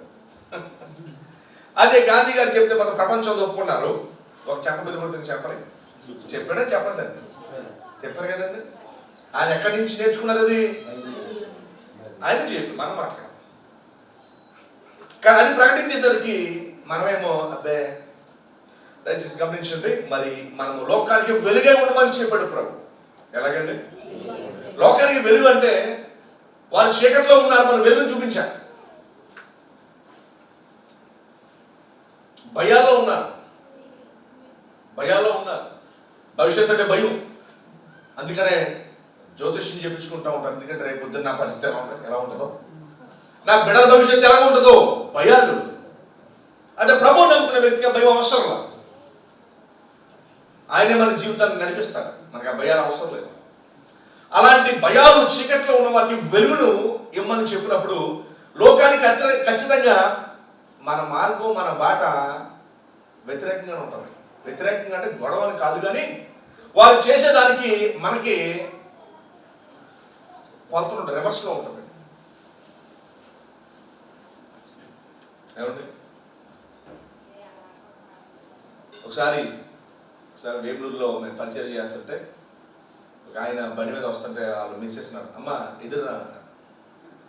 ఆవిడ వచ్చేలోపు పాపం ఎదురు ఒక ఇంట్లో పెద్ద ఆవిడ పాపం భర్త లేడు, ఆమె ఎదురు వచ్చేసరికి వెంటనే బండి స్టాండ్ చేసి లోపలికి వెళ్ళిపోయాడు. నేను చూస్తూ ఉన్నాను కూర్చొని. ఏంటి లోపలికి వెళ్ళిపోయాడంటే మరలో 10 నిమిషాలు వెయిట్ చేసి మరలా ఈవిడ వచ్చాక భయం.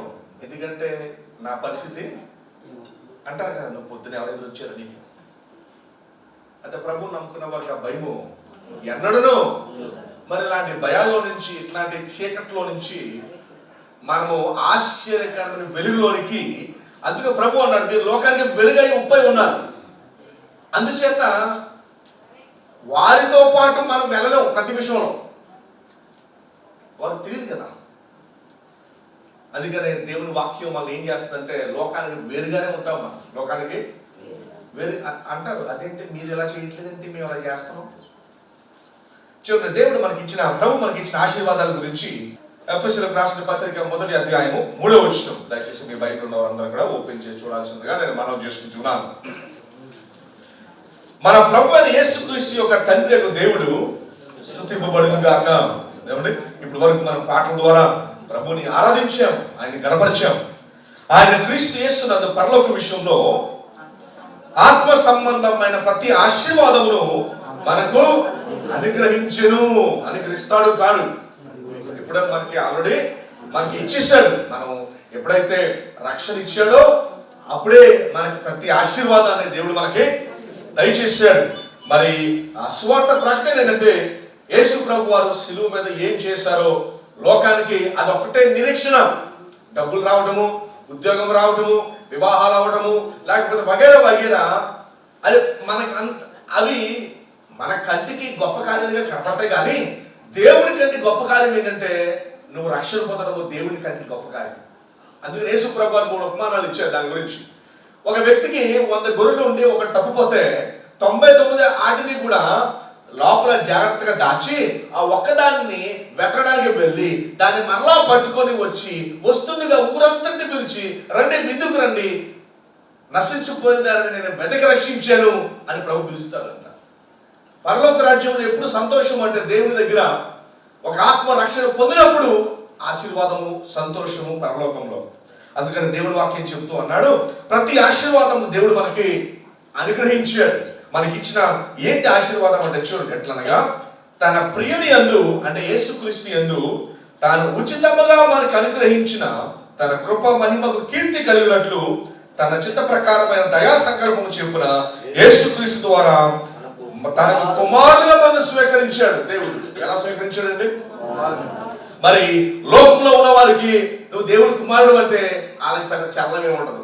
అయితే ఏంటి ఇప్పుడు అంటారు, గట్టిగా చెబితే దేవుడు నేను కుమారుడుగా స్వీకరించాడు అంటే వారు ఏమంటారంటే అయితే ఇప్పుడు నన్ను ఏం చేయమంటారు? అయితే రక్షణ పొందిన మనకి మాత్రము ఈ సత్యం తెలుసు. నశించిపోయి నిత్య నరకాగ్ని గుండంలోకి వెళ్ళిపోతున్న మనము, దేవుడిగా ఉగ్రత క్రింద రాబోతున్న మనలను యేసు ప్రభు వారు ఆయన ఉగ్రతను భరించి మనలను కుమారుడుగా స్వీకరించాడు. యేసు ప్రభు వారు శిలువ మీద పలికిన మాట ఏంటంటే, తండ్రి నా చేతి నువ్వు ఎలా విడిచితివి, మరి కుమారుని చెయ్యిని విడిచి మనందరి చెయ్యని పట్టుకున్నాడు. ఏమంటే ఇది మనకి ఆశీర్వాదం, దీవెన. మిగతా చిన్న దేవుడు ఇస్తాడు, పెద్ద విషయం కాదవి.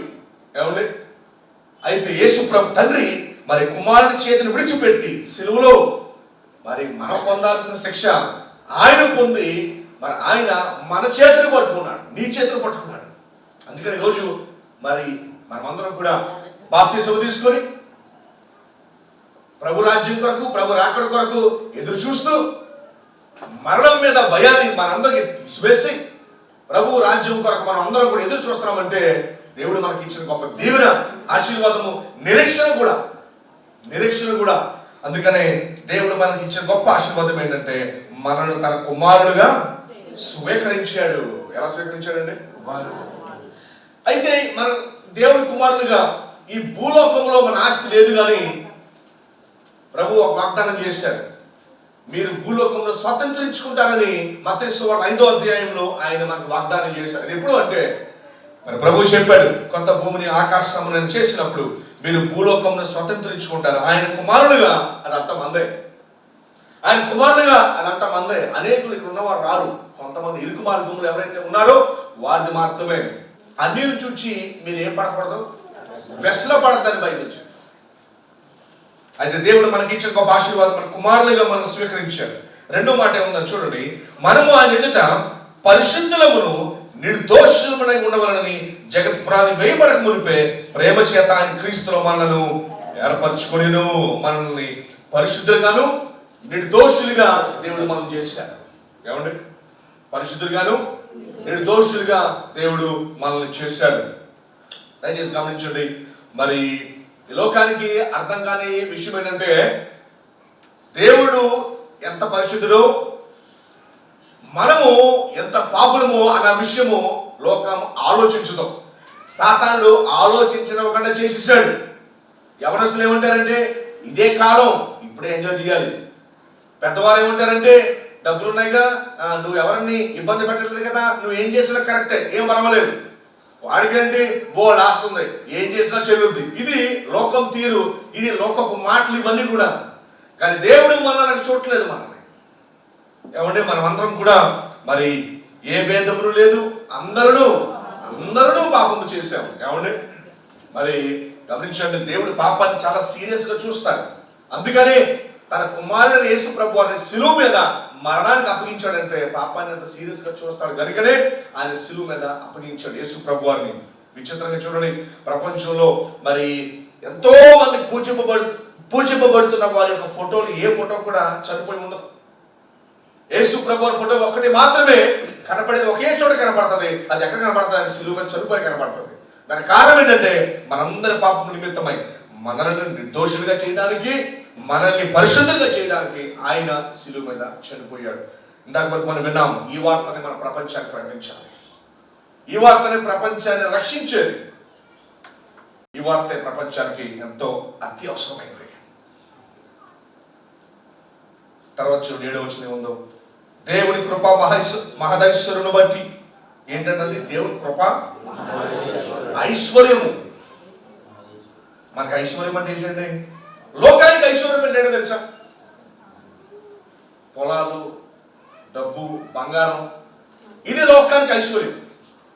కానీ విశ్వాసకి ఐశ్వర్యం ఇది కాదు. ఇది విశ్వాసకి ఐశ్వర్యం ఏంటి చూడండి ఒకసారి. దేవుని కృప మహదైశ్వర్యను బట్టి ఆ ప్రియుని యందు ఆయన రక్తం వలన మనకు విమోచనము. ఇది మన ఐశ్వర్యం. విమోచన వచ్చింది. మీకు తెలుసు, ప్రపంచంలో ఎంతో ధనవంతులు 70 సంవత్సరాలకి వారి ఐశ్వర్యాన్ని అంతటిని చూసుకుంటూ చచ్చిపోయారు, అనుభవిస్తా కాదు. ధనవంతులతో విచిత్రం ఏంటంటే దాచుకుంటూనే పోతారు వాళ్ళు. దీనులైన వారు ధనులు, వాళ్ళు తింటా బ్రతికే దేవుని రాజ్యానికి వెళ్ళిపోతారు.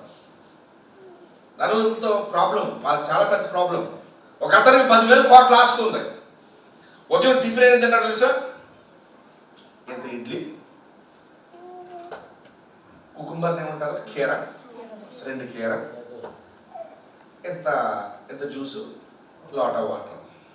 అవును, ఇక మళ్ళీ ఏం తింటారక. మళ్ళీ మధ్యాహ్నం భోజనానికి ఏం తింటామంటే ఎంత కప్పుడు రైసు, ఎంత పప్పు, 2 చికెన్ ముక్కలు, ప్రోటీన్ కోసం. దేనికోసం అంట. మళ్ళీ సాయంత్రం 4ంటికి ఏముంటుంది, మళ్ళీ సాయంత్రం 6ంటికల్లా ఏం తింటారంటే, రాత్రి ఏమైనా తింటాడంట, అంత కూడా తిండంట. సాయంత్రం అసలు తిన్నంట. సాయంత్రం అస్సలు తిన్నంట. మరి మనము 4 బజ్జీలు, ఏమంటే లోట సాంబారు, నేను హోటల్ తింటే చెప్తున్నాను ఈ మాట. ఏమంటే ఓ దోశ, ఎంత కప్పు టీ, మళ్ళీ పక్కనటి మళ్ళీ బెల్లపడేస్తూ ఉంటుంది, మళ్ళీ అప్పుడు టీ, మళ్ళీ మధ్యాహ్నం కొండంత అన్నం, ఏమంటే ఎంత ఉంటుంది, అందులో చేపల పులుసు పోసి అది సరిపోగా మరలా అంతా అయిపోయాక మళ్ళీ స్వీట్ కావాలి. మళ్ళీ మనవాడికి స్వీట్ అట్టుకుండా తిన్న తర్వాత మళ్ళీ 4ంటికి మళ్ళీ బెల్లపడేస్తుంది. మళ్ళీ 2 సమోసాలు, బజ్జీలు, ఏదో ఒకటి అడిగి వెళ్ళిపోయి ఏమంటే చొక్కాకి చూస్తూ ఉంటారు. లెక్క ముందు రాక్కట్టే ఏమంటే ఆ కట్టెలు కూడా పాపం బుర్రపడి పని చేయదు. ఆ డబ్బులు తీసుకోవడం కూడా తెలియదు. ఏమంటే సాయంత్రం 4 ఏంటంటే మామూలుగా ఉంటుంది. ఇక 4ంటికి తిన్నామని చెప్పి 10ంటికి 8ంటికి మరేద్దామా? అస్సలు నో కాంప్రమైజ్ అస్సలు. అలాగా చక్కగా మనం తింటాం. ఈ 10,000 కోట్ల లాస్ట్ కోట్లు అందరూ తినేది తెలుసా ఎంత? మనం వాళ్ళని చూసి కష్టపడతా ఉంటాం. అబ్బా బోల్డ్ ఉంది, వాళ్ళకి బోల్డ్ ఏం లేదు, వాళ్ళకి బోల్డ్ జబ్బులు ఉన్నాయి. మీరు అన్నట్టు ఏమున్నాయి, రోగాలు ఉన్నాయి. ఏమున్నాయి దయచేసి గమనించండి. దేవుడు మనకి ఇచ్చిన ఐశ్వర్యం 7వ వచనం ఒకసారి మళ్ళీ జ్ఞాపకం చేసుకుందాం. ఏంటి మనకి ఇచ్చిన ఐశ్వర్యం చూడండి. దేవుని కృప మహదైశ్వర్యను బట్టి ఆ ప్రియుని యందు ఆయన రక్తం వలన మనకి విమోచనము, అనగా మన అపరాధములకు క్షమాపణ మనకు కలిగినది. ఇది దేవుడు మనకి ఇచ్చిన దీవెన, ఆశీర్వాదం.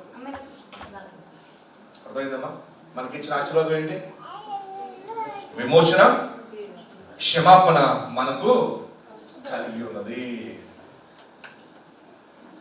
ఎవరినో వచ్చి మిమ్మల్ని అడిగారు అనుకోండి, అమ్మా ఏమాత్రం ఉందంటే నీకు ఏం చెప్తారు? మీకు సమాధానం ఏం చెప్తారు మీరు? అంటే చర్చిలో కాదు, ఇంట్లో అంటున్నాను నేను, ఇంటికి వెళ్ళాక ఏం చెప్తారు? నాకంటే ఓ 2 బిల్డింగ్లోనూ ఓ మాత్రం ఉందండి. ఎవరిని? నిజంగా క్రైస్తవుల స్థితిలో మనం ఎదగాలి.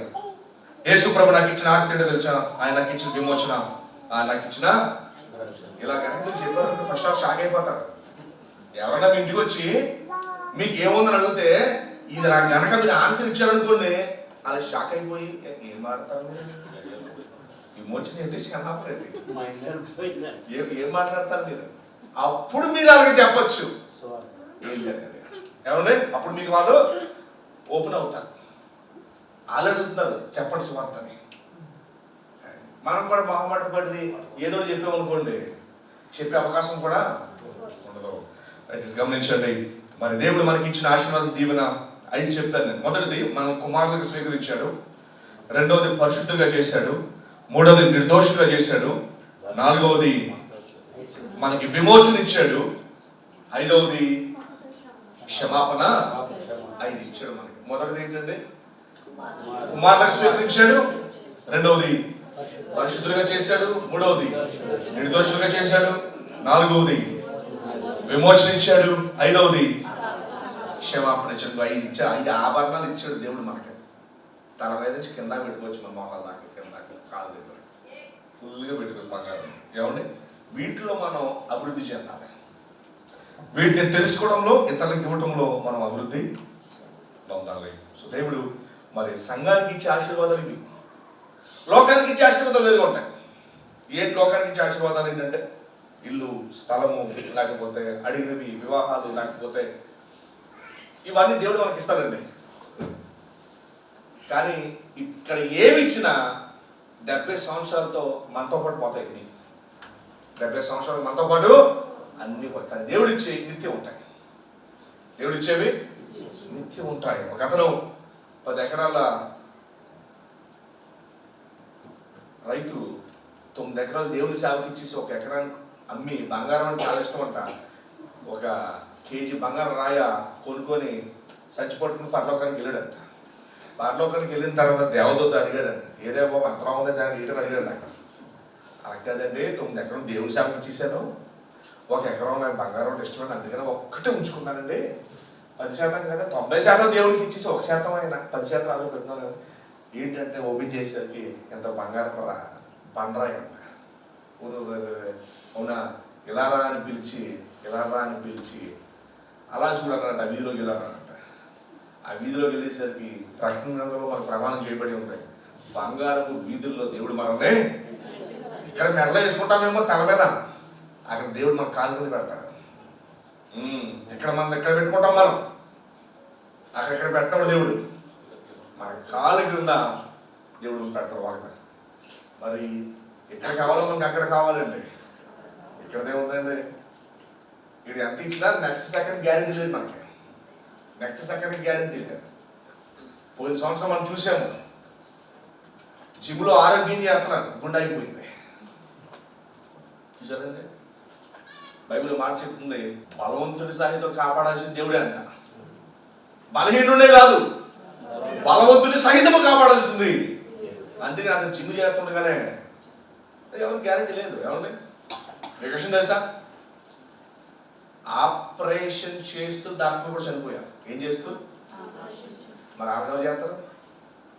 ఆపరేషన్ చేస్తూ డాక్టర్ చనిపోయిన వాళ్ళు 3 మంది ఉన్నారు. నడుస్తూ గుండె అయిపోయి గొప్ప కోల్పోయిన వాళ్ళు చాలా మంది ఉన్నారు. అయితే విషయం ఏంటంటే మనము రక్షణ పొంది ఉండాలి. ఏమండి, రక్షణ పొంది సమయం ఉండగానే మన రక్షణ పొంది ఉండాలి. 5 ఆశీర్వాదాలు జ్ఞాపకం చేసుకుందాం. మొదటిది మన కుమారుగా చేసుకున్నాడు, పరిశుద్ధంగా, నిర్దోషులుగా. 4వది విమోచన ఇచ్చాడు. 5వది క్షమాపణ ఇచ్చాడు. ఇది దేవుడు మనకి ఇచ్చిన ఆభరణాలు, ఆశీర్వాదం. దీన్ని బట్టి మనం సంతోషించాలి. ప్రభు నీకేమి ఇచ్చాడని చెప్తే, ఇగో నాకు 5 ఇచ్చాడు. నా సాక్ష్యం ఏంటో తెలుసా, ఇగో ఈ 5 నా సాక్ష్యం. నన్ను కుమారుడు చేసుకున్నాడు, నన్ను పరిశుద్ధపరిచాడు, నీతిమంతులు చేసుకున్నాడు, నన్ను విమోచన ఇచ్చాడు, తర్వాత నాకు క్షమాపణ ఇచ్చాడు. యేసు ప్రభు నాకు వచ్చింది ఏంటో తెలుసా, ఇగో ఈ 5. అది దేవుడు నాకు ఇచ్చింది. ఏమంటే ఇక మిగతా ఏం చెప్పుకొని భూమి మీద దొరికే, కానీ దేవుడు ఇచ్చేవి నిత్యము మనతో పాటు ఉండేవి. సర్వశక్తిమంతుడా, సర్వోన్నతుడా, దేవా, ఈ ప్రాంతాన్ని మీరు ఎంతగానో మీరు ప్రేమిస్తూ ఉన్నారు ప్రభు. ఇదిగో తండ్రి, ఈ నూతన మందిర ప్రతిష్ఠ దినాన్ని తండ్రి, నీ దాసులను నీ ఆత్మచేత ఎత్తు పట్టుకుని తండ్రి, తండ్రి ఇదిగో ఇక్కడున్న మమ్మల్ని అందరినీ కూడా మరొకసారి ప్రత్యేకంగా మీరు దర్శించారు. కొంతమంది బిడ్డలు నేను ఎరుగక రక్షణ లేని, విమోచన లేని వారిలో ఉన్నారు. ఈ మాటలు విన్నటువంటి అమూల్యమైన మాటల ద్వారా ఇప్పుడే నీ మాటలు ఏదో విశ్వాసం వచ్చొచ్చు నాయన. అతి త్వరగా రక్షణ లేని ప్రతి ఒక్కరు నీ కృపలో రక్షించబడుదురు గాక తండ్రి. ప్రభా, ఈ ప్రారంభం దినం మొదలుకొని తండ్రి, నీ రాకడ పర్యంత వరకు నాయన ఈ సంఘపు సరిహద్దులు విశాలపరచబడినట్లుగా ఇగో నాయన అనేకులు నాయన ఈ అంచు దినములలో ప్రవాహము వలె అనేకులు నాయన నీ సన్నిధానములకు నడిపించబడినట్లుగా నీ కృపను అనుగ్రహించి ఈ దాసుని ఇంకను బలపరిచి ఆయన పరిచయలో బహుబలంగా వాడుకుంటే అనేకులను నీ దాసుని చేతులకు అప్పగించాను. వచ్చిన మా ప్రియులందరినీ దేవాన్ని చేతులకు అప్పగించుకుంటూ జరిగిన కార్యం అంతట్లో మీరు మహిమ పొందిన మాటలు మా హృదయం బలంగా చేయమని యేసు నామమున ప్రార్థన నిలుచున్నాము తండ్రి. ఆమేన్. ఆమేన్. మంగమ్మ ఇద్దరు కూడా సాక్ష్యాన్ని పంచుకుంటారు. మరి దయచేసి ఇద్దరు కూడా ముందుకు రండి. 2024వ సంవత్సరంలో నవంబర్ చివరి వారాల్లో మరి ఇక్కడ ఈ వీధిలోనే బహుశా 6 నుంచి 7వ ఇల్లు అక్కడ రెంట్ తీసుకొని అక్కడ ప్రారంభించడం జరిగింది. అయితే రెంట్ తీసుకున్నప్పుడు అక్కడ ఏమీ లేదు, అంతా ఇసుక మట్టి అంతా ఉండేది. దాన్ని కొంచెంగా శుభ్రం చేసి కింద చేపలు అన్నీ వేసి ఆరాధన జరుగుతూ ఉండేది. డిసెంబర్లో మన దేవుడు క్రిస్మస్ జరిపించుకోవడానికి సహాయం చేశారు. అటు తర్వాత ఏప్రిల్ నెలలో అనుకుంటా వారు ఏప్రిల్ నెలలో వారు మరి ఇల్లు మేము బాగు చేసుకోవాలండి, మీరు ఖాళీ చేసేయండి మరి అని చెప్తే పాప మనకి ఫ్రీగానే ఇచ్చారు వాళ్ళు కూడా.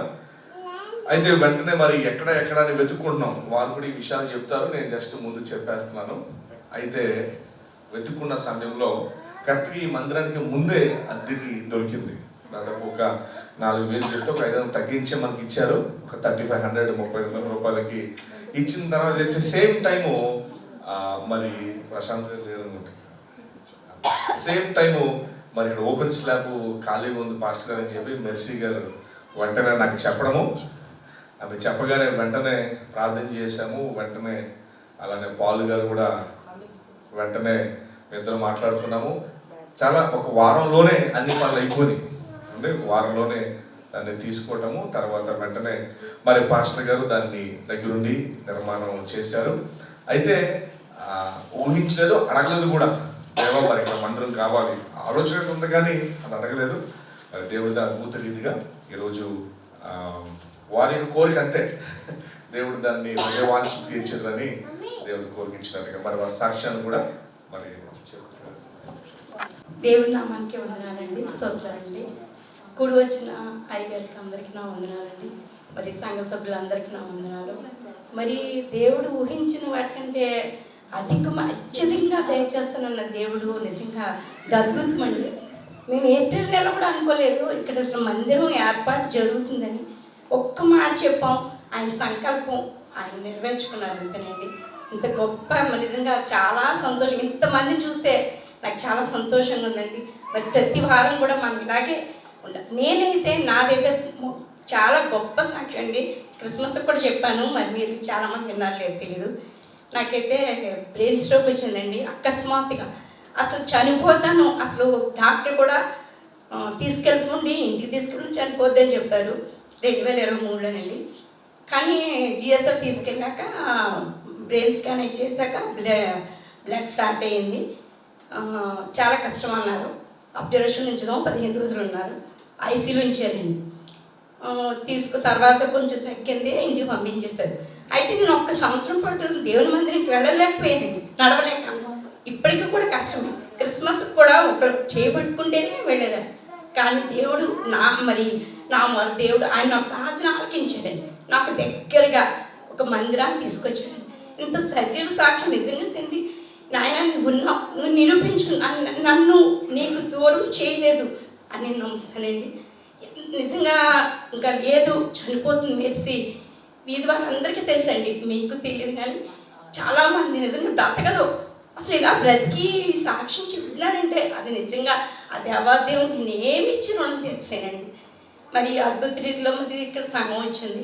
నిజంగా ప్రభా నాయన నేను వెళ్ళలేదు, దానికోసం వచ్చింది అనుకున్నా. అయ్యగారు చాలా నడిపింపులో మమ్మల్ని నిజంగా నడిపిస్తున్నారు. నిజంగా మేము ఇప్పుడు ఇంకా నర్సరీలో ఉన్నట్టేనండి. చిన్నప్పటి నుంచి ప్రార్థన చేస్తున్నాం అన్నీ చేస్తున్నాం కానీ అసలు ఏ విషయం కూడా మాకు ఇంత లోతుగా ఎవ్వరు బోధించలేదండి.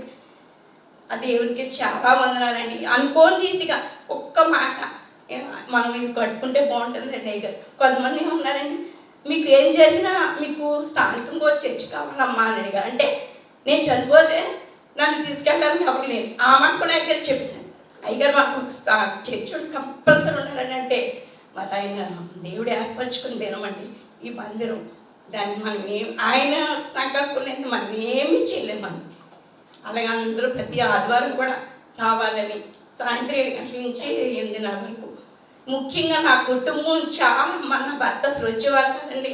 మేము ముగ్గురం, మాకు పాప, మేము ముగ్గురం అలాగా దేవుని సన్నిధిలో ఇప్పటివరకు ఇలా నిలబడ్డామంటే ఆ దేవుడు ఇచ్చిన కృప అండి. నేను చెప్పలేకపోవచ్చు సరిగ్గా, మీకు అర్థమైందో తెలియదు కానీ ఈ సాక్ష్యం దేవుడు దించుగా. ఏ అవసరం వచ్చినా మన మంగమ్మ గారు ముందే ఉండి మీరు కూర్చున్న కుర్చీలు కానివ్వండి, పుల్పిట్లు కానివ్వండి, ఫ్యాన్లు కానివ్వండి, మరి మెర్సీ గారు వారిద్దరూ కలిసి మరి మందిరానికి అన్నీ కూడా వారే కొని సమకూర్చారు. మరి సేవ పట్ల చాలా భారం కలిగి వారికి సాక్ష్యం. అయ్యగారు అందరికీ వందనాలండి. ఇక్కడ ఉన్న సహోదరులకు అందరికీ వందనాలండి. నాకైతే చాలా నీరసం మనిషినండి. దేవుడు చాలా బాగా చేశారండి. నన్ను ఆపరేషన్ పడితేనే నాకు పెద్ద కంటి ఉందని చెప్పారండి. ఆ డాక్టర్లో 3 రోజులుగా చేయించేసుకోవాలి, లేకపోతే నువ్వు బతకమని చెప్పారండి. నేను ఏడుతో కూర్చున్నానండి. అలాగే నాకు ఎలాగో ఆపరేషన్ పెద్ద వయసు కదా, ఇంకా ముందు పొద్దున్న నేను చేయించుకొని తిరగగలనా, లేకపోతే నేను అక్కడే ఇంకా ప్యాన్ వదిలేస్తానా అని అనుకున్నానండి. అనుకుని ఎడుతున్నానండి. ఎడుతుంటే ఇలాగో ఒక ఆవిడ వచ్చి అంత నీరసంగా ఉన్నారు, రేపు ఆపరేషన్కి ఎలా వెళ్తావు అని అడిగింది. అడిగితే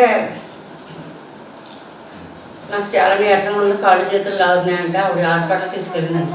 చిన్న హాస్పిటల్కి తీసుకెళ్ళిందండి.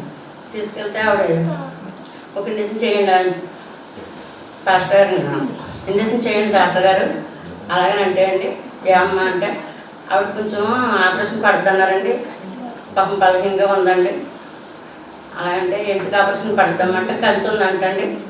అలాగంటే అయ్యో అలాగా ఆవిడ తీసిన రిపోర్ట్లు పట్టండి చూద్దాం అలాగంటే పట్టుకెళ్ళిందండి. ఆవిడ వచ్చి నేను అక్కడ ఉన్నానండి. ఆవిడ వచ్చి ఇంటి పట్టుకొచ్చిందండి. మీకు ఆపరేషన్ పడదమ్మా, ఎవరన్నారో ఆపరేషన్ పడద్దని, ఆపరేషన్ పడదాం అలాగని అన్నారండి. అన్నాక ఈ డాక్టర్కి ఏం తెలుసు తెలదో, చిన్న ఆయన కదా ఈయనకేం తెలుస్తుంది అలాగని అనుకున్నానండి. నేను లెక్కనే ఎడుతున్నానండి. నాకు ఆపరేషన్ పడతా తండ్రి, నేను నమ్ముకున్నాను కదా నాయన, నాకు ఆపరేషన్ చేస్తావా నువ్వు చేస్తావా తండ్రి, నేను ఏం చెప్పుకోను, దేవుడికి అమ్మానుగా నాకు ఆపరేషన్ పడింది నేను ఏం చెప్పుకోను అలాగే నేను ఎడుతుంటే అండి రాజమండ్రి బ్రిడ్జి మీద తీసుకెళ్ళండి నన్ను. ఇవ్వకి ఇద్దరు డాక్టర్లు నర్సులు వీళ్ళందరూ కూడా ఆపరేషన్ చేశారండి. పొద్దున్న లేచి పాప తీర్థం లేదమ్మా అంటే నేను లేగలేనమ్మా, రాత్రి ఆపరేషన్ చేయించుకుంటే పొద్దున్న లేకమంటా పెట్టమ్మా అలాగని నేను అనుకున్నానండి. నన్ను అంత బాగా ఆపరేషన్ చేశాడండి దేవుడు. మళ్ళీ ఆ రిపోర్ట్ పెట్టుకుని వెళ్తే ఆపరేషన్ పడదమ్మా ఎవరన్నారని అడుగుతుందండి. ఆవిడే డాక్టర్ అమ్మ అన్నారండి. దేవుని వందనాలండి.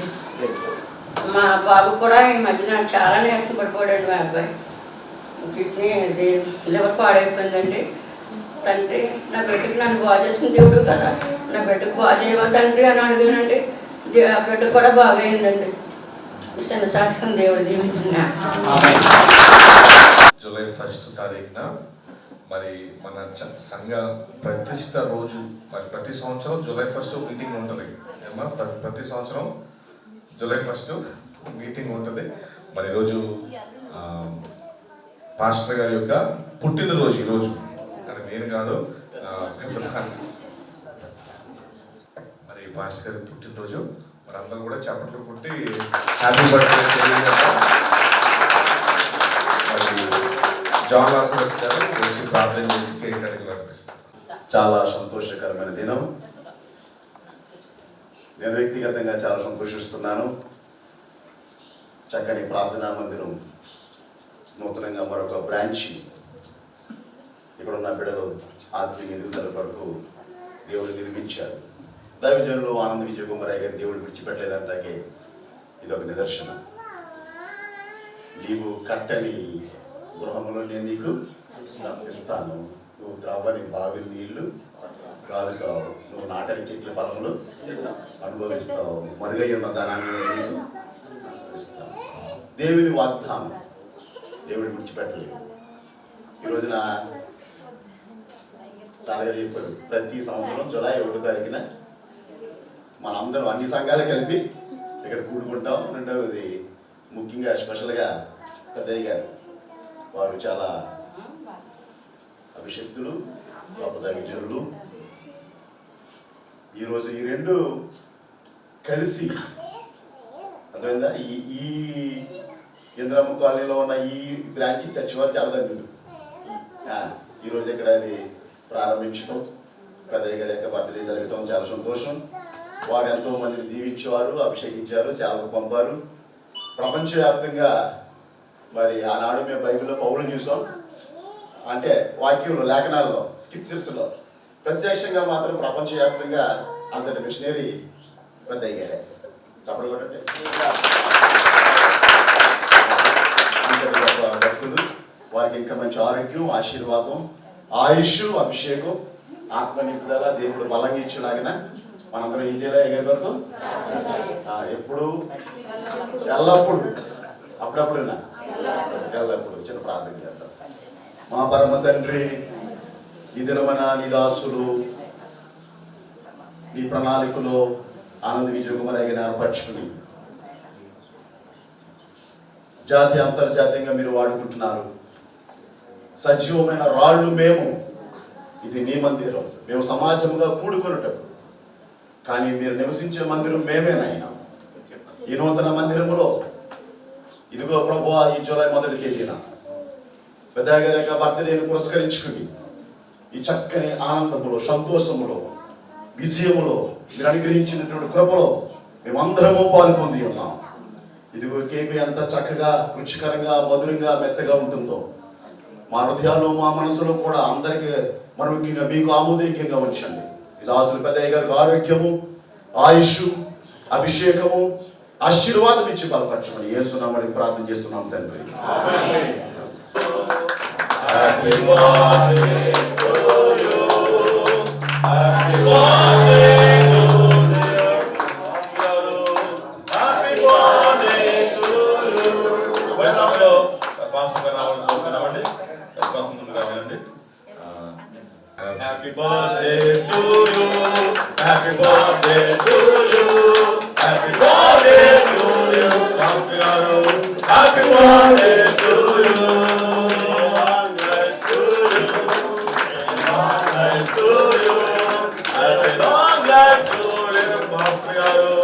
Happy long life to you. Many greetings to you. Many greetings to you. Many greetings to dear Pastor. Many greetings to you. May God bless you, dear. May God bless you, dear. May God bless you, dear Pastor. May God bless you, dear. Happy birthday to you.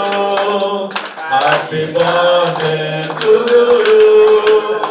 Happy birthday to you, Pastor. Happy birthday to you. అందరూ చెప్పకూడదు గట్టిగా. ఇంద్రపురాలి Happy birthday to you.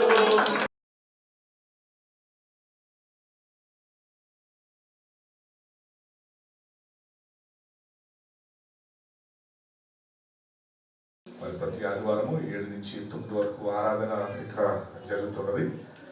ఈ సమయంలో ఆఖరి ప్రార్థన ఆశీర్వాదంతో మనం కిందకి వెళ్దాము.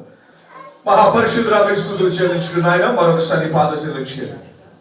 మా కొరకు ఇచ్చిన ఈ వాక్యాన్ని బట్టి, మందిరాన్ని బట్టి నాయన మరలో ఒకసారి పాదసేవలు చేయండి, స్తుతులు చెల్లించుకుంటున్నాం. నాయన మరి అనేక మంది ఇంద్రం కాలనీలో ఆత్మరక్షణ నిమిత్తమై ఈ యొక్క మందిరాన్ని మీరు వాడుకోమని ప్రార్థన చేసుకుంటున్నాం. ప్రతి వారం వాక్యం ప్రకటించబడుచుండగా రక్షణ పొందిన వారిని మీరు బలపరచుకోమని ప్రార్థన చేసుకుంటున్నాం. వారిని మీరు శక్తివంతులుగా నిలబెట్టండి, సంపూర్ణులుగా. నాయన మరి మీరు అక్కడికి వారు సిద్ధమై వచ్చినప్పుడు నాయన వారిని మీరు ఎదుర్కొన్నప్పుడు, వారు మిమ్మల్ని ఎదుర్కొన్నప్పుడు అది మెప్పుకు, ఘనతకు కారణమవుతున్నట్టుగా చేయమని ప్రార్థన చేసుకుంటున్నాం. రాబోయే రోజుల్లో, నెలల్లో అనే మందిరాన్ని అనేక మందికి దీవెనకరంగా, ఆశీర్వాదకరంగా మీరు ఉంచమని వచ్చిన ప్రతి ఒక్కరిని బట్టి, సేవకులు బట్టి మీ స్తుతులు చెల్లించుకుంటూ మరలా తిరిగి నాయన నీ సన్నిధిలో మరలా మేము కలిసి వరకు నీ కృపాక్షరం వాళ్ళు దయచేయమని నాయన, అలాగే ఈ మందిరంలో నాయన మరి తమ యొక్క కష్టాన్ని వెచ్చించి మా కొరకు ఇచ్చిన కుర్చీలు, ఫ్యాన్స్, అలాగే పుల్పెట్టు నాయన అన్నింటిని బట్టి మీకు స్తుతులు చెల్లించుకుంటున్నాం.